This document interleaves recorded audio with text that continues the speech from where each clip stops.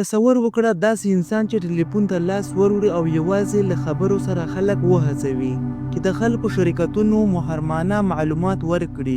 یو داسې حالت کې د ماشوموالي نه یې کمپیوټرونو، ټلیفون شبکو، امنیتي سیسټمونو سره لوبې کوي او بالاخره اف بی آی د ټول هیواد لپاره خطر بولي.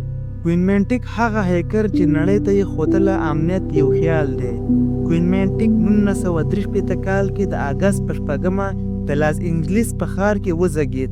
له ماشومتوبه ډېر هوښیار، تجسس کوونکی او زده کوونکی و. یوه ورځ چې یوازې 12 کلن و، د ښار بس ټیکټ سیستم یې هیک کړ. د زړو ټیکټونو څخه یې نوی کوډ جوړ کړ چې وړیا سفر وکړي.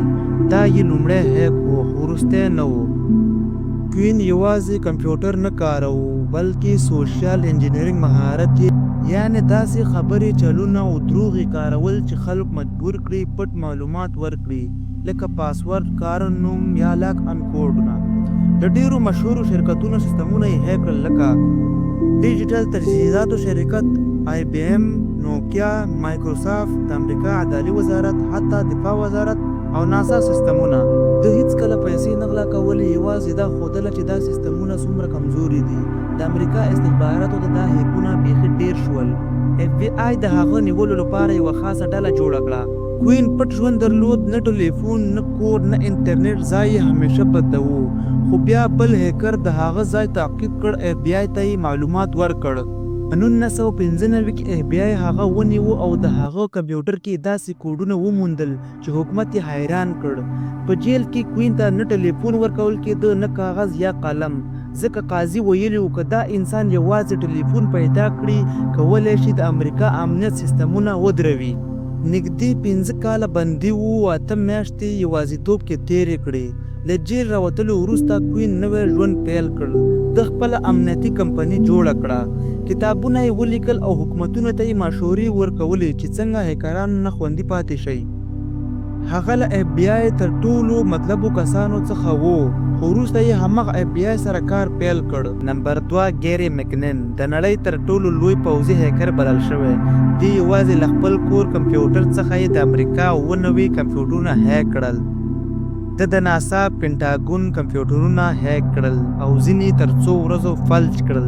فوز نشو کولی چې کمپیوټرونه خلاص کړي. مکنن ادعا وکړه چې داسې عکسونه لیدلي چې ښایي یو اف او وي او د ناسا دا ثبوتونه له خلکو پټ ساتي. هغه د امریکې د پوځ غیر ځمکنیو کارمندانو لیست موندلی، داسې نومونه چې په هیڅ ثبوت کې نه وو.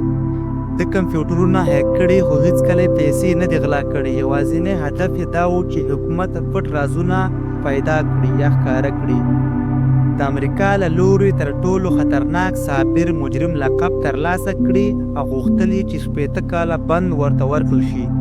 د امریکا عدالي وزارت ویلي چې $1,00,000 څخه یې زیات تاوان رسولی دی. په برطانیه کې سلګونه زره خلکو د هغه ناستولو سپارلو لپاره کمپاین وکړ، ځکه خلک باور لري چې دی یوازې حقیقت لټاوه.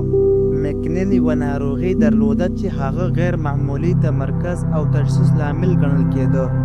برطانیه حکومت په 2012 کې فیصله وکړه چې مکنن به امریکې ته نه استوي، ځکه دا به د هغه رواني وضعیت لپاره زیان ورسوي.